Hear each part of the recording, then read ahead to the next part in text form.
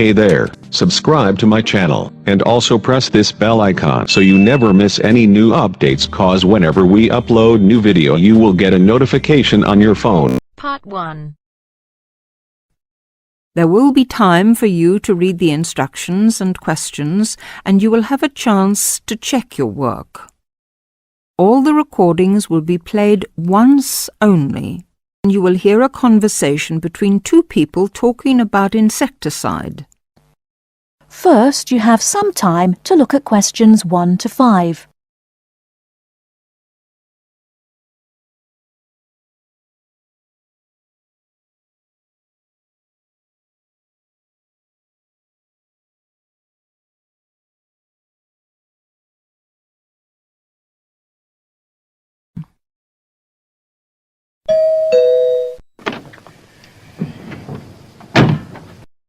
Yes? Oh, good morning, madam. I'm from PestAway Market Research. I'm doing consumer research in this area. I wonder if you'd mind telling me, do you use PestAway in your home? PestAway?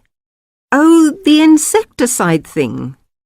Well, yes, as a matter of fact, I do. What do you use it for, madam? Fleas, ants, cockroaches, woodworm? Oh, cockroaches. This is an old house, you see, and we often get cockroaches in the kitchen. I tried scrubbing and disinfecting, but it didn't seem to do much good. And then I heard a commercial about PestAway, so I thought I'd try that. Was that on TV? No, it was radio, one of those early morning shows. You heard it advertised on the radio? Fine. And you say you use it in the kitchen. Do you use it anywhere else in the house? In the bathroom, say? Oh, no. We've never had any trouble anywhere else. We get the odd wasp in the summer sometimes, but I don't bother about them. It's the cockroaches I don't like. Nasty, creepy, crawly things. And you find PestAway does the trick? Well, yes, it's quite good. It gets rid of most of them. How long have you been using it, madam? Oh, let's see. About 2 years now, I think. About 2 years. And how often do you find you have to spray? Oh, I give the kitchen a good spray round the skirtings and under the stove, you know, about every 6 weeks. Every 6 weeks or so, I see. Before you hear the rest of the conversation, you have some time to look at questions 6 to 10.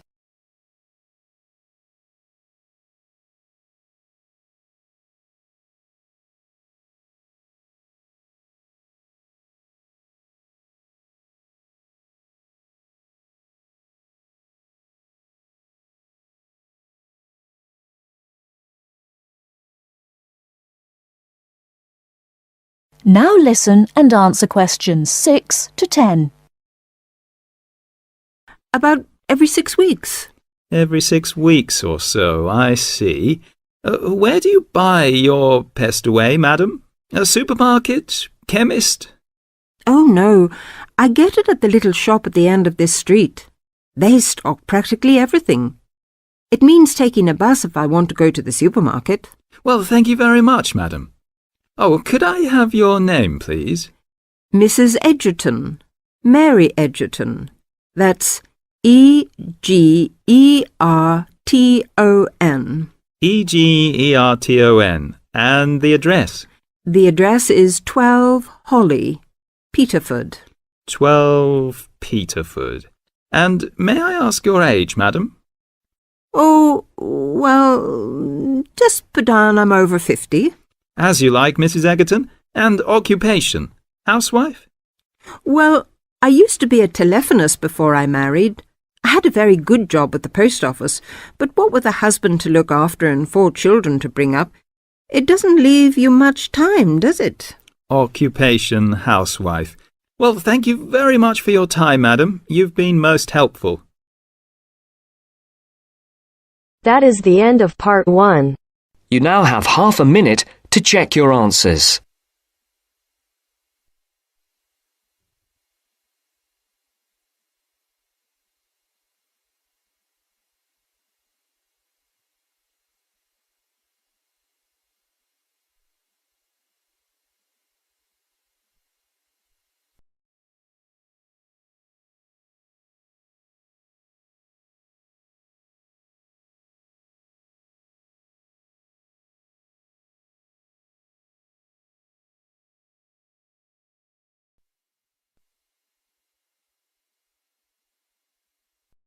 Now turns to Part 2. Part 2. You will hear an introductory speech to students at a summer school. You have 30 seconds to look at questions 11 to 14.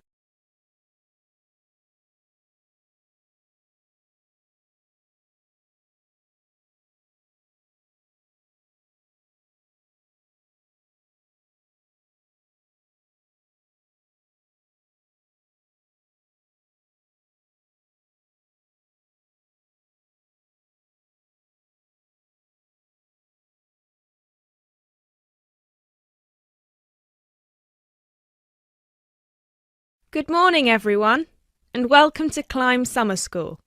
Now, I know most of you have travelled a long way to get here, and you're probably looking forward to settling into your rooms. So I promise I won't keep you long, but we've got to get through this very brief induction just to make your stay here as pleasurable as possible. Now, as you can see, while we're located very close to the centre of London, we're actually quite cut off from the main road. And we've got plenty of space for our facilities and students. This was part of our founder's vision, Jasmine Climb, who thought that the best environment for teenage students would be a place that combines the comforts of a big cosmopolitan city with the beauty and serenity of a quiet, remote site.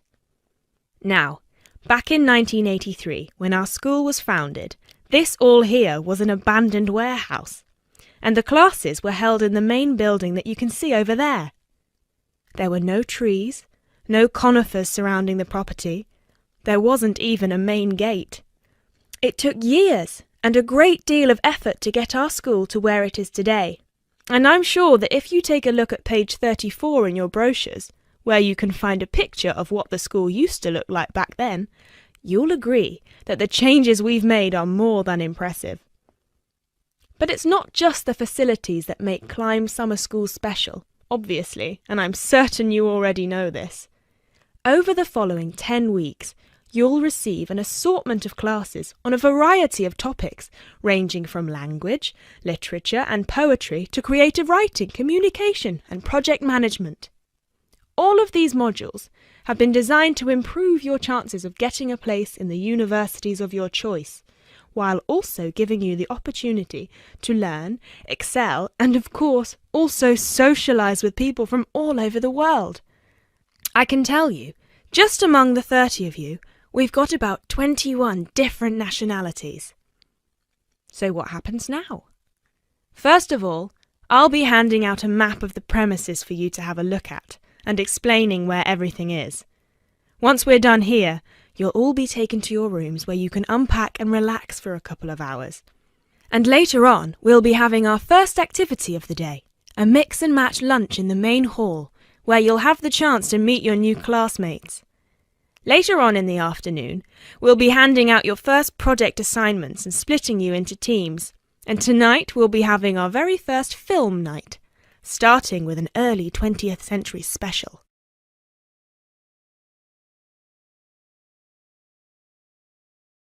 You now have 30 seconds to look at questions 15 to 20.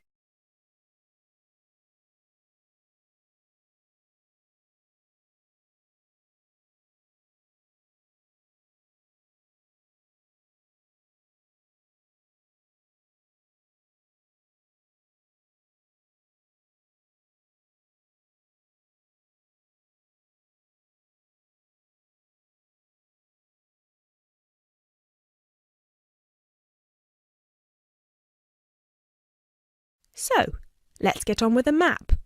You've already got a version of it in your brochures, so if you can open them to the last page so we can have a look. Very well. As I showed you before, the actual school is right over there in the middle. That's where you'll be having most of your classes. Adjacent to it, you'll find the main hall, which is where we'll be hosting most events, such as today's lunch. On the left from the main building, you'll find a smaller building, which is where the accommodation and welfare offices are located. This is labelled as the garden office at the front, and it's easy to spot because it has a green door. Each of you is assigned to a different residence hall. We've got 3 residence halls in total, 1 on the left and 2 on the right.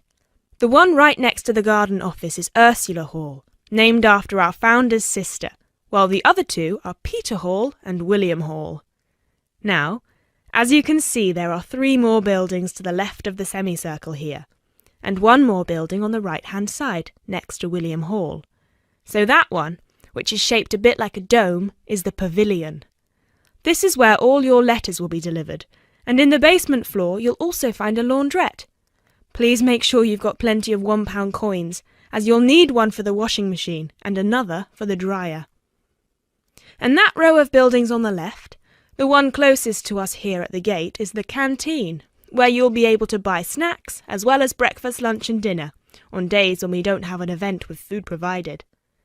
The next one is the gym, which is open from 7 a.m. to 8 p.m. from Monday to Friday, and until 10 p.m. at the weekend. And the last building, right over there, is the study centre, where you'll find plenty of computers and books, as well as a great selection of DVDs and magazines that you can borrow with only a small refundable deposit of £5. Now, please remember to keep your student card with you at all times, as you'll need it to access most of these facilities. That is the end of part 2. You now have half a minute to check your answers.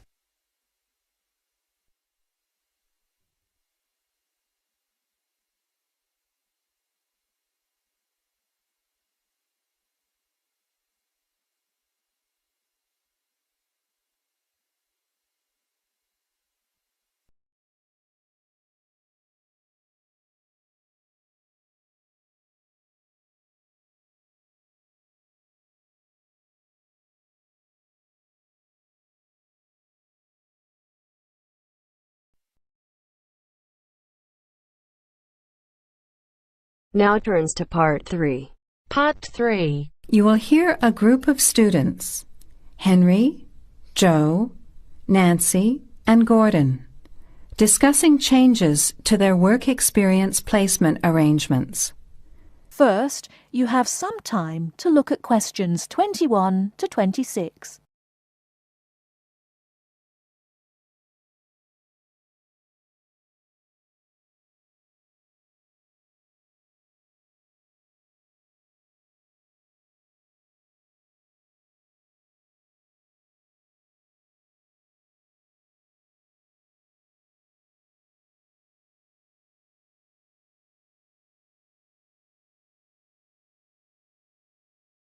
Now listen carefully and answer questions 21 to 26.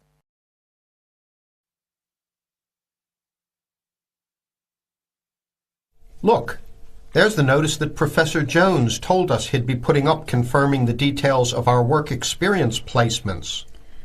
But I thought that was already arranged. No, he said he'd have to check with the companies that the days we preferred were okay for them. Let's see if any have changed. Teresa's not here today, but her name's first. It says the Uni Bookshop, Friday mornings starting on the 23rd of March. So nothing's changed. I'll let her know. What about Manuel? He's not here either. Is he still going to the music store in the High Street? If it's mainly music, yes, he's still down for that on Friday afternoons starting on the 9th. The day's different. It's changed from Tuesday mornings, but that's okay.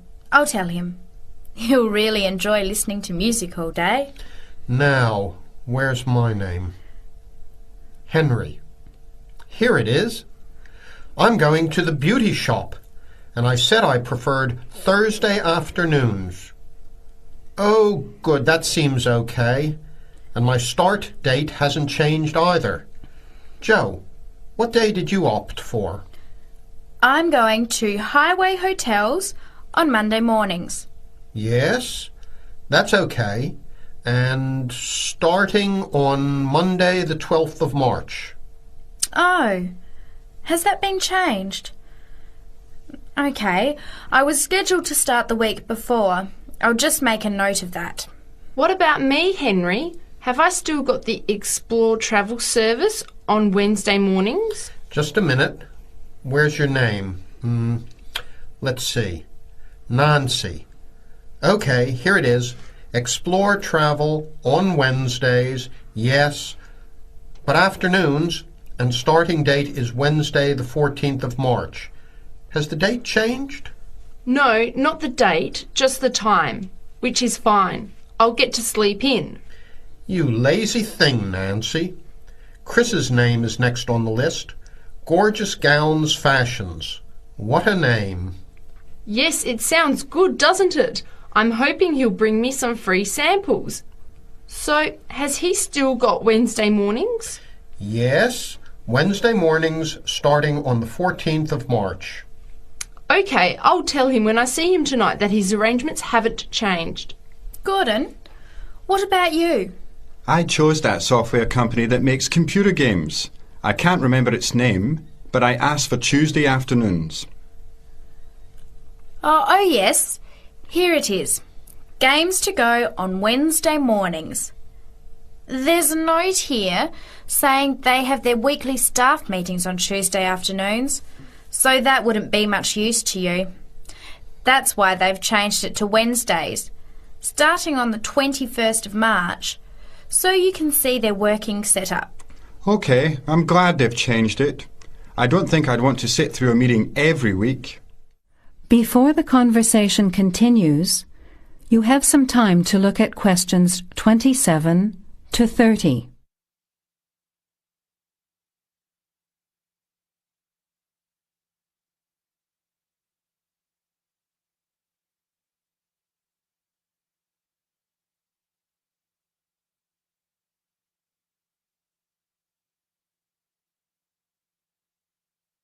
Now, as the conversation continues, answer questions 27 to 30.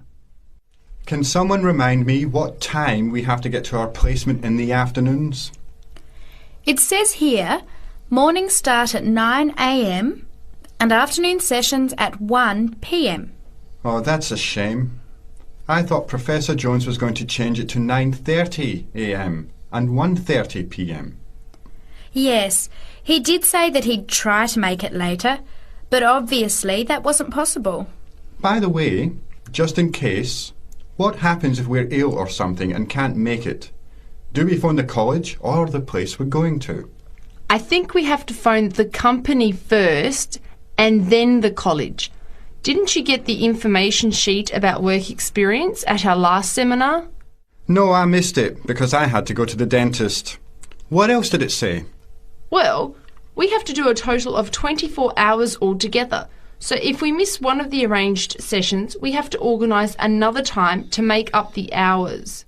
And he gave us details of the presentation we have to give about our work experience. Oh, really? What do we have to do? In week 10, we each have to give a presentation to the class about the company we've been with.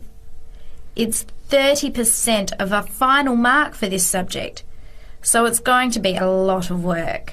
Yes, he's expecting us to do a lot of research while we're there so that we can outline the history of the company, its management structure, number of employees, other branches, etc. And he said we should use lots of visuals such as diagrams and flowcharts during the presentation. Yes, and we should also include what we did each week, the different departments of the company or positions that we observed, and try to relate what we saw to our studies so far. He gave examples like management style, accounting systems, information technology, and so on. You were right. It sounds like lots of work. That is the end of part 3. You now have half a minute to check your answers.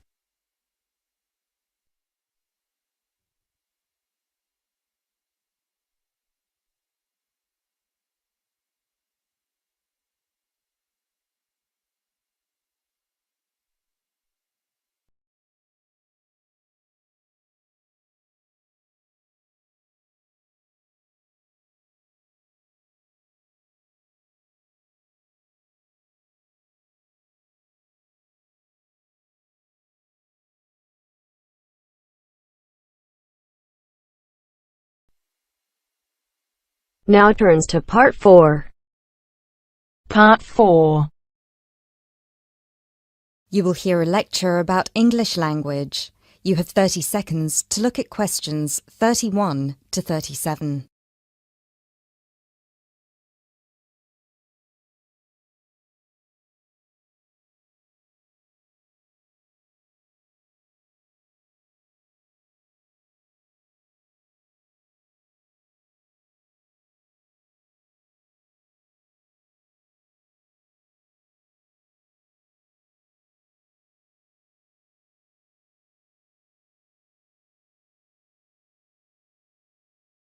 Those of you who were here last week will remember that we talked about the journey of the English language from its early Indo-European origins through to Old English, Middle English, and then to early and late modern English before it reached the form that it has today. Today, we will be continuing that theme by focusing on the future of the English language and all the places it might go from here. There are about 2.1 billion people around the world who can speak English.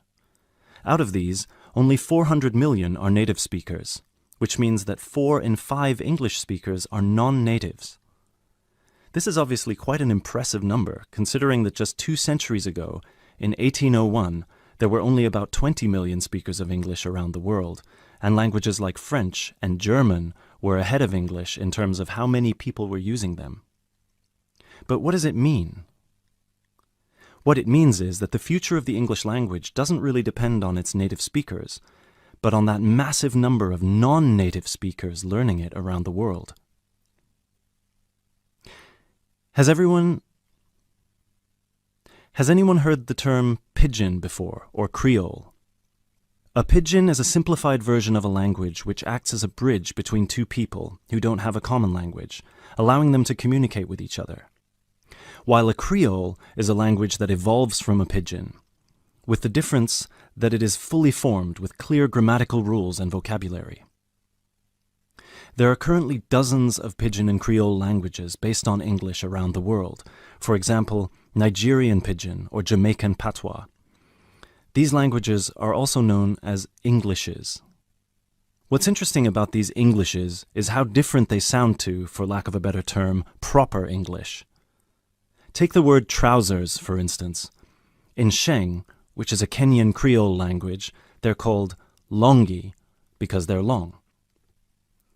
But even versions of English that are recognized as official variations or dialects still differ greatly from each other.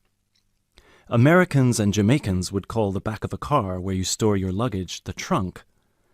Britons, Australians, Canadians, and other Commonwealth countries would call it the boot. A subway in the UK is a tunnel under a road that allows pedestrians to cross safely. In the US, it's an underground train. You might think of these differences as minute, but when you take into account the dozens of different versions of English out there, a very intriguing parallel arises with another language from the past: Latin. Latin, too, used to be a lingua franca. Nowadays, it's all but dead, spoken only by a few clerics and scholars. At some point in history, it splintered into various different languages which became known as Romance languages. For example, Spanish, Italian, or French. There are some that theorize that the same thing might happen to English in the near or distant future, that all these Englishes we have today in different countries will continue to develop, so pidgins will turn into Creole languages, and Creole languages will turn into just languages, and English itself, as we know it today, will disappear, or become less and less important. It's an interesting theory, if nothing else. You now have 30 seconds to look at questions 38 to 40.